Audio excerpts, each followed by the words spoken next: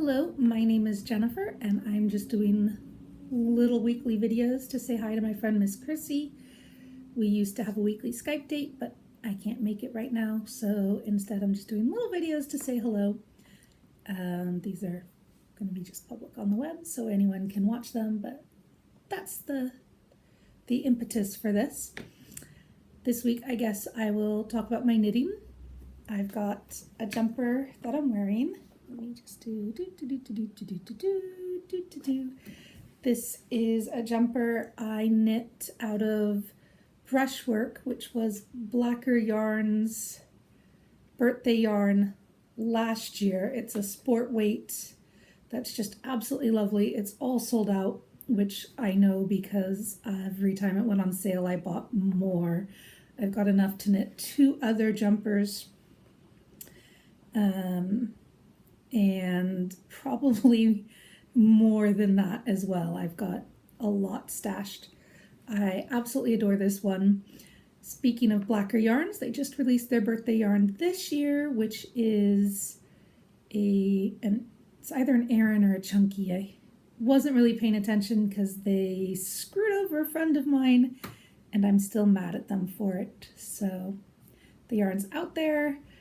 I'm not currently buying anything from them, which is a shame because they do lovely yarns and they have a good ethos, but like I said, they did something really not cool to a friend of mine and I haven't forgiven them yet. So anyway, I love this jumper. I used a custom fit pattern, which is Amy Herzog's baby. You can go on the website and put in your own measurements and then a swatch, like your tension from a swatch, and then tell it what you want your jumper to look like, and you will get your own custom pattern that will 100% fit the way you said you wanted it to with the stitching you said you were getting. I did have to go back and redo the sleeves, which is I used just the default measurements. They have a newish thing where instead of having to enter all your own measurements, you can specify the average, like what the block, the sizes that they consider default that they make clothing to fit. You can specify those measurements, and I checked my measurements against them and they were within 1/2 inch, like bust, hips, waist, so I figured that was fine. I did not check my bicep and it wound up being very much larger than my arms are, which surprises me because my arms are not my smallest feature. I don't think they're proportionally small, but the standard measurements wound up being a bit big, so I started knitting it and I was just like, this isn't what I want. So I went back and changed my measurements, which is a thing you can now do on the website. If you can change your pattern once. You can say, I screwed up, I realize now that I need it to be different. So you can change it once for the same thing that you pay for the default jumper. So I changed my arm circumference and then knit the sleeves again. I finished it in May, which was just in time to not really need it. So I haven't even sewn on all of my buttons yet. I sewed on a couple so I could just kind of throw it on and close it up. And then I sewed one more button on a little while ago, so I've got a few more buttons to sew on. But it is lovely and soft and cozy and warm, and I went for a relaxed fit, so it's very much kind of a sweatshirty feel, and I just adore everything about it. Oliver's thinking about coming up. Come here. Come here, baby. Come here. This. Hey, say hello. This is my fluffy ginger heffalump. Yes, he's a good kitty. I should also mention we're having a bit of a storm today. Things are gray and blowy out this side, but over here the sun is shining, so I'm not entirely sure what, if anything, will happen. If it does start raining, I'm in the conservatory, it will get quite loud. But this is where I am. It's got really nice light and a nice view, so I'm just sat out here for now.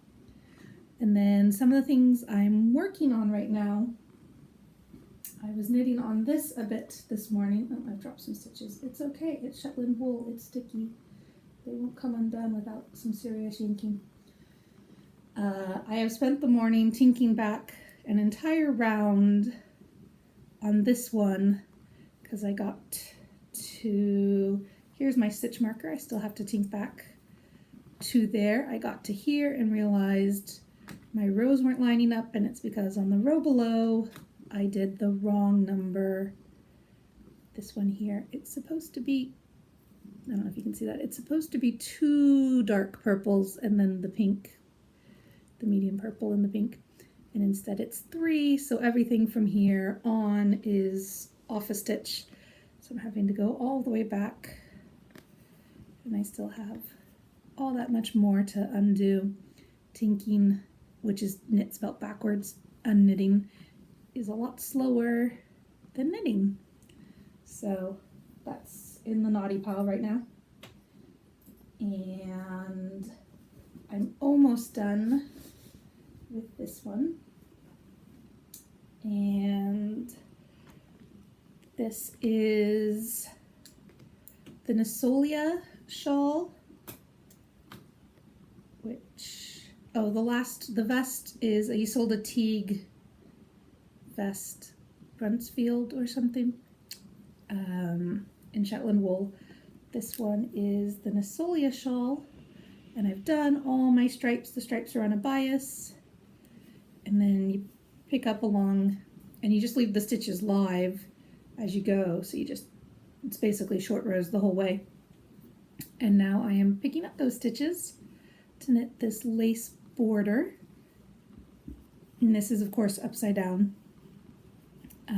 The lace border will be at the bottom. It's a long crescent. I am using, this is another limited edition yarn. This one, I'm a sucker for limited edition yarn. And knit-alongs, both that jumper and this shawl are for knit-alongs. This one is Ripple's Crafts anniversary yarn from earlier in the year, and it went over really well, so she says she's going to be getting more, and I would absolutely love a sweater weight in this. This is, the purple is Bramble Picking, and the silver is Moon Shadow. And I don't know if you can see in this, but the purple has a lovely, or the silver has a lovely purple hue to it. And it's just absolutely gorgeous. I used 69 grams of each to do the stripes. There's 100 grams in the skein. So I ordered a second skein, and I'm using the second full skein to do the lace, just in case because they were dyed at separate times, so if there's any color difference between them, I figure it'll be least noticeable in the body. In this video, it's showing up as a lot brighter than the stripes are, and that's just the video. They're in person, they're not looking any different, but I figured if they are going to look different, it'll be least noticeable as just a slightly different color the whole way, whereas if I got halfway through and then had to stop and do another skein, and then there'd be a line where it would change, that'd be a lot more noticeable. So I've done 1, 2, 3, 4, 5 repeats of this lace pattern, and I have 28 total to do. So it's getting closer. It's just not quite there yet. And the other major project I'm working on right now is this lace weight cardigan. This one's knit only one piece, and it's got this gorgeous lace panel in the back that's coming to a taper, and then in a few more rounds it's going to be pleated to give it that kind of look. And then it's a slight A-line, and the front is very plain. I've just started the decreases at the front, so it's going to be a deep V-neck, and I've done the short row shaping to make it longer in the front so it has more space to go over my boobages. I've done the short row shaping just in the front on this side, and I'm currently working it on this side, and then in a few more rows it'll be time to do the pleat. I kind of put this one unofficially on hiatus for a little while over the summer, in part because it was too warm to wear it. I live in northern Scotland. Normally too warm to wear a jumper isn't an ongoing problem, and this summer, delightfully, I know the rest of the world is on fire, but here in northern Scotland it was absolutely gorgeous. The weather could not have been nicer. So I didn't really need to work on it, and I knew when I'd finished enough lace repeats that there was a section where it's read all the instructions, because several things are going to be happening at the time, and I kind of read through them, but they never really make sense to me until I'm actually ready to do them. It's a lot of mumbo jumbo, and then when I actually start doing it, I'm like, oh yeah, no, I know exactly what, like now I can keep all these different ideas in my head, but just as a concept I'm reading, it can be a lot. So I knew there was going to be a whole bunch of stuff going on at one time, and I was a bit intimidated by that, so I was kind of backing off on it. That's a project I can only work on when the girls are asleep. The yarn, which is Ripples Crafts again. This is a silk merino yak blend, I believe, and the color is Summer Skies or Summer Lock. It's something summery, and it's a teal, and it's gorgeous, and I'm alternating 2 skeins. These were dyed at the same time, but sometimes one will take a little more color than the other, so I'm alternating 2 skeins just so that there's no big difference. You can see like some of the rows are slightly different than the others, but as a whole it won't be too noticeable because it's just every other row, so it gives a nice variegation rather than this bit's slightly darker and now this bit's slightly lighter. So again, this is a Ripples Crafts color, and it coincidentally matches my bag, which my friend Emily designed this jumper pattern, and I asked her to buy a bag for me at EYF, Edinburgh Yarn Festival, a few years ago. So this is the bag she got, and I'm knitting her pattern in wool that matches. It's largely a coincidence, but it makes me very happy that it's kind of working out that way. The jumper is Brayville by Emily Williams, and it's gorgeous. I don't think the pictures do it justice. There's only one person who's knit it, and it's someone who saw it in person. Like me, I saw it in person, and it is absolutely gorgeous. It is very covetable, but I don't think many people have noticed it yet. So hopefully more people will find out about that and buy it, because it is just a gorgeous jumper and people should knit it. But I was feeling a bit intimidated about it. The yarn's a bit slippery. It was kind of my project that I work on after my babies go to sleep. In the summer, it's so light at night, they don't really go to sleep anyway. They like to stay up later and later and later, because it's hard to be like, hey, it's bedtime when the sun's still not going to set for another 4 hours. That one's a bit of a hard sell. So I was kind of not working on it, and now I've just started the neckline decreases and then the short rows for the bust.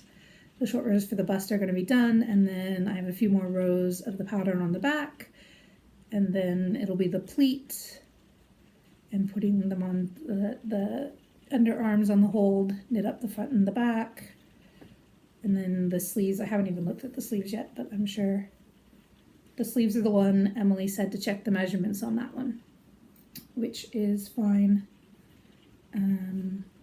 Especially because the last time I knit a sleeve based on just generic measurements, it was huge. So I will check the measurements and make sure I'm doing the right size sleeve for me. And those are my 3 main projects now that I'm working on this again. It wasn't tricky at all. It was just, I psyched myself out. I got worried about it. So those are my 3 projects. I'm currently dreaming of all the autumnal projects. Last year I bought yarn for some really thick orange and black striped socks, and the pattern has little jack-o'-lanterns on the heels. They're just so cute, and I really, really, really want these Halloween socks. And I've got another Ripples Crafts yarn. I really like Helen's yarns, if that doesn't, and I see her, she's local for a value of living 100 miles away, but she's local, so all the yarn shows I go to, she tends to be at, and she has beautiful yarns, so I keep buying them. But I've got one called Autumn in Glenniskip. I don't know what, I'm mildly dyslexic, and I know I don't know what that word is. I have to look it up every time. But it's a beautiful orange with pinks and purples in it. Orange isn't really my color, but the pinks and purples really carry it. So it would be an autumnal one with a lot of my shades still in it. And I want to do like a cowl or a shawl, just because I think it'd be really nice to wear when, as you can see, the trees are starting to change colors. And I want to knit those, but if I'm going to, I need to finish. I've been working on this one more because it seems like it should be an easy enough one to finish. It started raining again, so if it's really loud, I'm sorry. But and I've got my socks on the needles.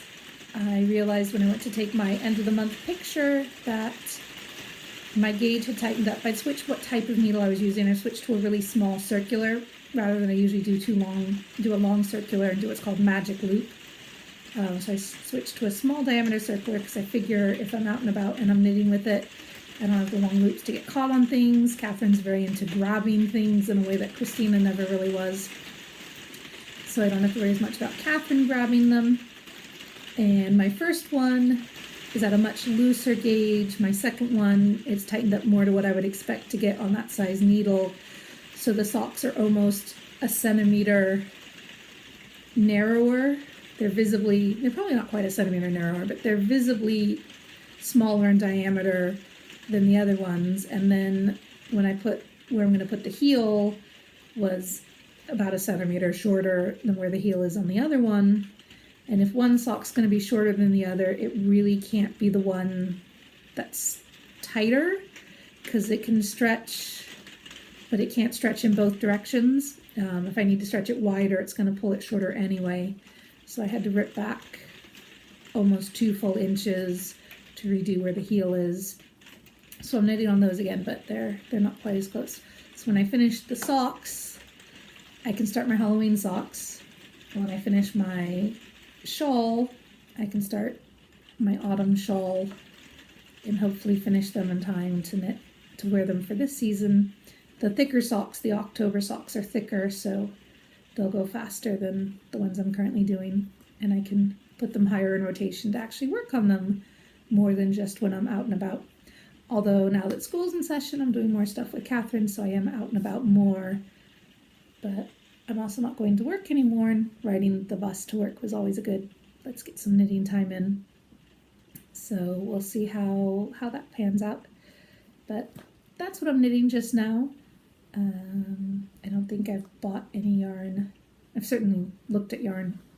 I was looking for a gift for a friend, and I wound up looking at yarn, and I was highly covetous, but I did not buy it because I do not need yarn. But I like yarn. I realized I like knitting and I like yarn. They're two separate hobbies that work well together, collecting yarn and knitting. So yeah, that's kind of what's going on. This one's a Wednesday. Last week I did a Monday. Christina didn't have school Monday or Tuesday, so that was not a good time. Oh, the other thing, I cut my hair. First time, I've cut my fringe before to various levels of disastrous results, but I cut my hair. I have really sharp scissors because Christina won't let anyone else cut her hair, and then it gets all tangled and we have to cut the split ends off. So I bought really sharp scissors, so at least if I'm cutting her hair badly, I'm using sharp scissors and I'm not putting split ends in even as I'm cutting them out. And I'd been wanting to cut my hair just because it was getting too long. When it's too long, I don't like to wear it loose. And when the braids I was doing, I wasn't liking how they were looking. So I kept not making an appointment to get my hair cut like I meant to. I get to the end of the week and I'd be like, oh, I didn't call to make an appointment again.